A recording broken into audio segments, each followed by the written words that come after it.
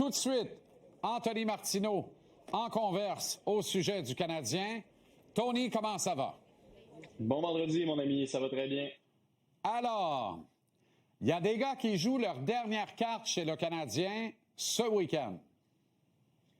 Sans aucun doute. Et je sais que le terme ballottage revient souvent dans les discussions en ce qui a trait à Samuel Blais et Joe Veleno.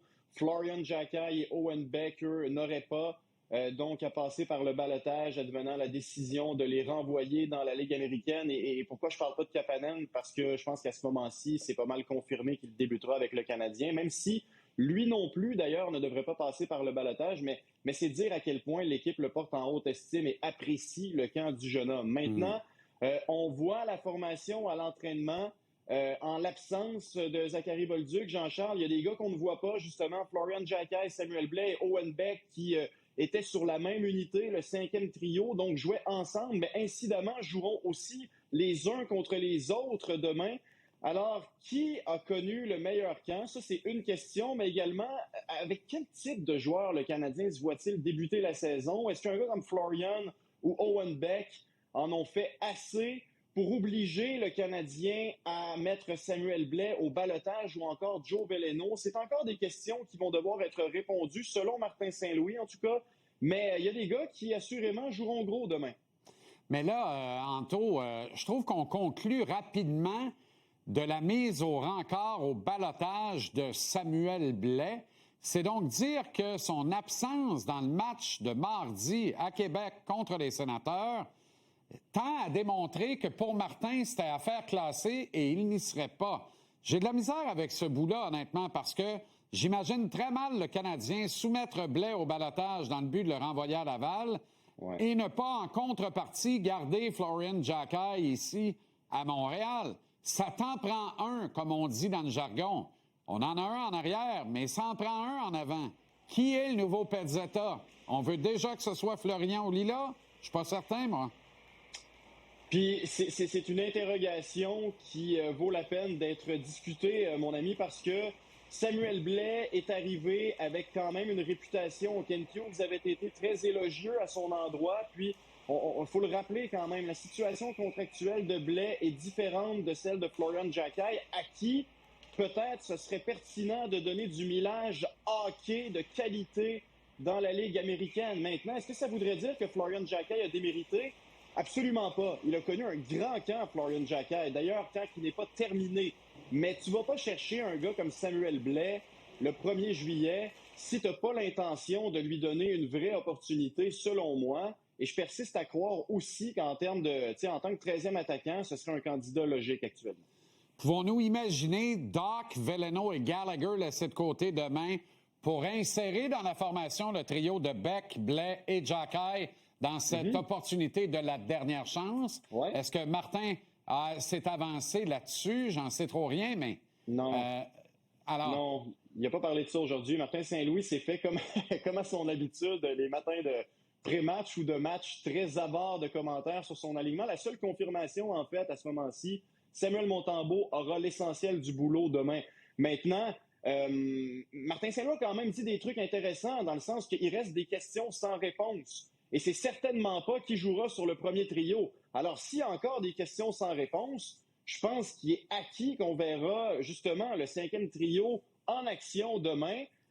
Le contraire me surprendrait beaucoup. Peut-être à la place de Jake Evans, Josh Anderson et Patrick Laine, qui sait? Ce serait logique parce qu'en même temps, on se rappelle que ce sont les Sénateurs. Très possible qu'ils vont vouloir montrer un visage différent de l'équipe qui s'est fait piétiner à Québec il y a quelques jours à peine. Alors, comme je le disais un peu plus tôt, ça t'en prend. Alors, si tu insères Blais et Giaccai, t'en auras peut-être pas trop demain contre les Sénateurs prise 2. Ben non, et c'est drôle, on parle d'un match préparatoire, mais il y a une atmosphère particulière qui plane au-dessus de cette rencontre-là, qui, faut-il le rappeler, Jean-Charles, aura lieu au Centre Bell, au Temple.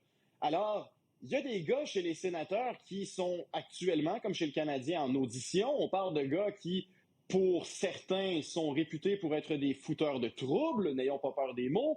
Les Sénateurs reviennent au Centre Bell après avoir subi 2 varlopes, non seulement 5-0 contre le Canadien, mais hier, il faut rappeler qu'ils ont perdu 7-1 contre les Blues de Saint-Louis. Qui le cru? Alors, est-ce que... Ouais, c'est ça. Alors, est-ce que McEwen jouera? Est-ce que Donovan Sebrango y sera? Est-ce que Nick Cousins y sera? Ridley Gregg est capable de déranger?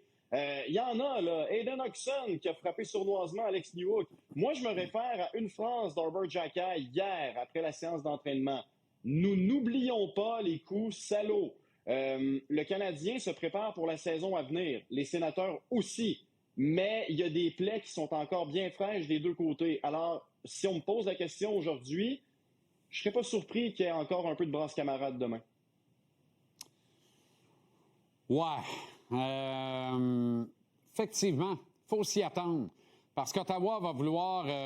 il faut qu'il se passe de quoi? Ottawa a quelque chose à virer de bord, là. Ben oui. Parce que on est dans le calendrier préparatoire et tout le monde relativise en disant ça veut absolument rien dire. Hey, c'est pas vrai, ça. Tu viens de manger 2 volets, coup sur coup, là. 2 solides. Hey.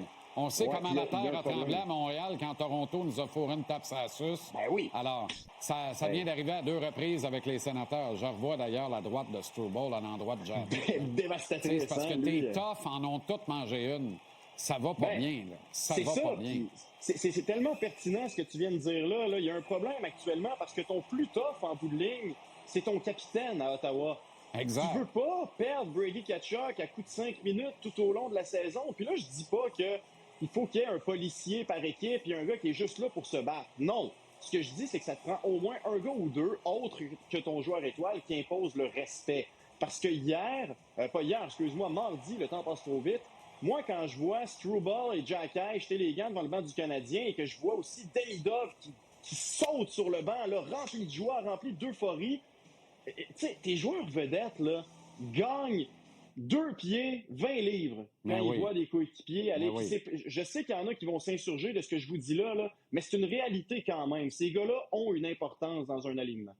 Je reviens à Lane Hudson, qui est sur une séquence particulière dans le match de mardi, a donné du Sherwood sans relâche à un attaquant des Sénateurs avec qui il y avait une foire dans la poigne. Il est monté jusqu'à 5 pieds à l'intérieur de la ligne bleue en double échecant encore son adversaire. Je dis pas que Lane Hudson n'est pas un peu heureux, mais pour Saint-Saëns, puis si quelqu'un en doute, regardez cette séquence-là, vous convaincre du contraire. Il n'en demeure pas moins qu'il est certainement encouragé de le faire par la présence de Xhekaj et frères dans l'alignement, d'un Struble qui sort du méchant, d'un Josh Anderson qui est toujours là et qui veille au grain également. On la voit, cette séquence-là. Là. Regarde comment, tu sais, il s'en laisse pas imposer, il veut rien savoir. Tu m'as slashé en arrière des pattes, je vais te redonner un double échec, là où t'as pas de padding, puis regarde bien, il va le suivre, là. Il va aller rejoindre le gars jusqu'à l'intérieur de la ligne bleue, là. Ben t'sais? Oui. Puis dis-moi que c'est pas le fun de voir ça.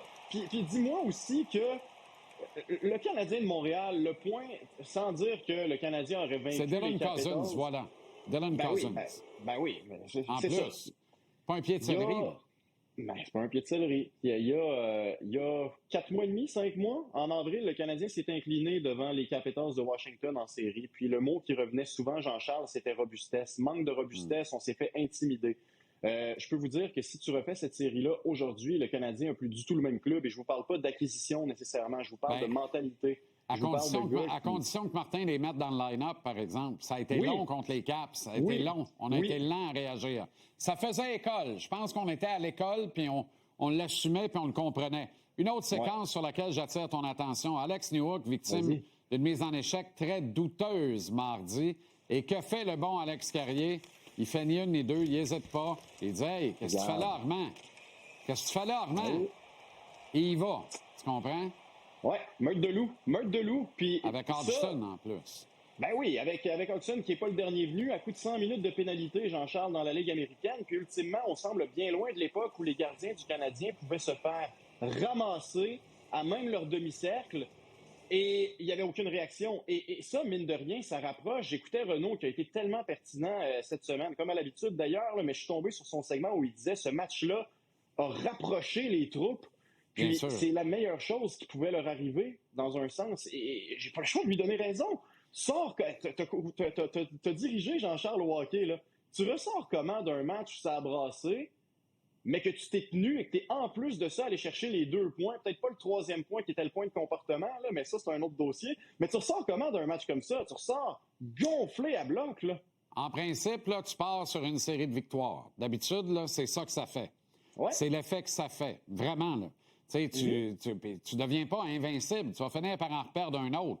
Mais logiquement, en saison régulière, là, parce que c'est quand même un calendrier préparatoire, c'est pas l'alignement complet, il y a plein de facteurs là, qui atténuent cette perspective-là. Mais en saison régulière, il se passe des événements comme ça, t'es parti, là.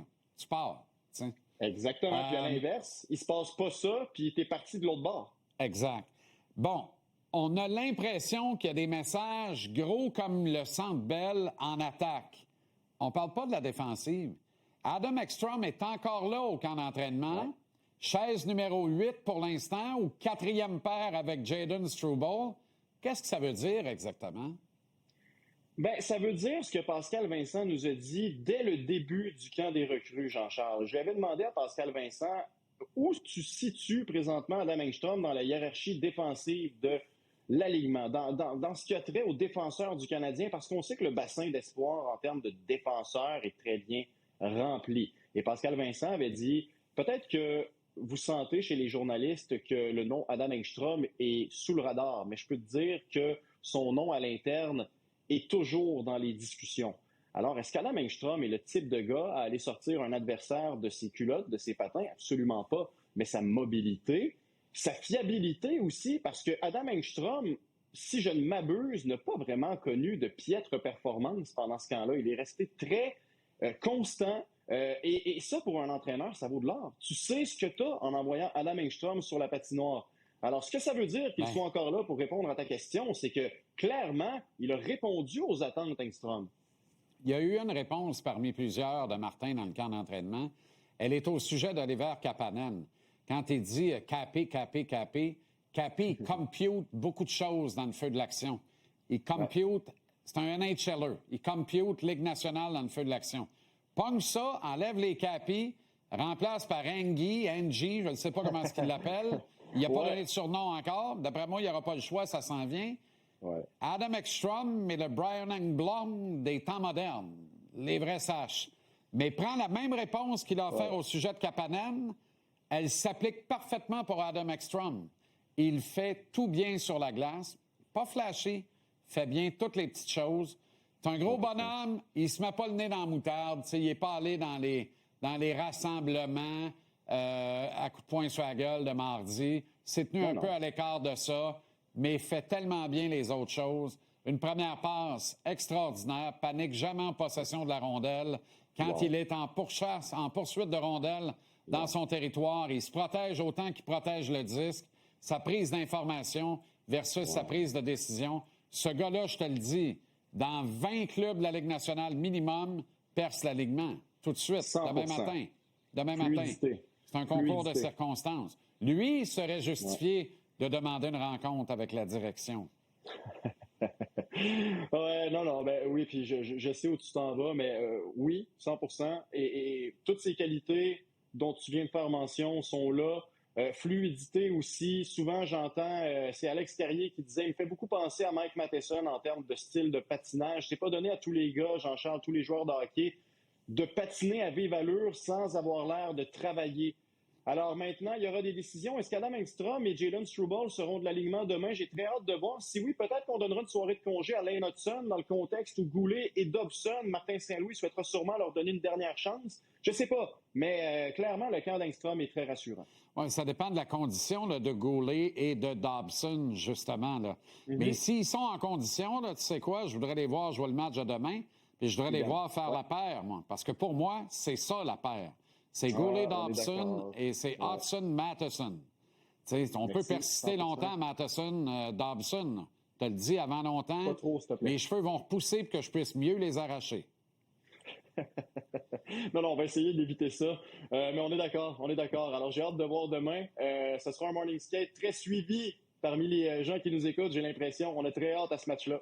Parles-tu d'une séance de patinage matinale, toi? Absolument. Séance d'entraînement matinal, séance de mise en jambes, échauffement en activation. matinée. Une activation. Oui, activation au niveau du bas du corps. Il n'y a rien de parlant mieux bas du après un corps, petit Zach yaourt Bolduc. Danone. Un petit yaourt Danone, une activation. Boum, boum, un bain de glace, on est reparti.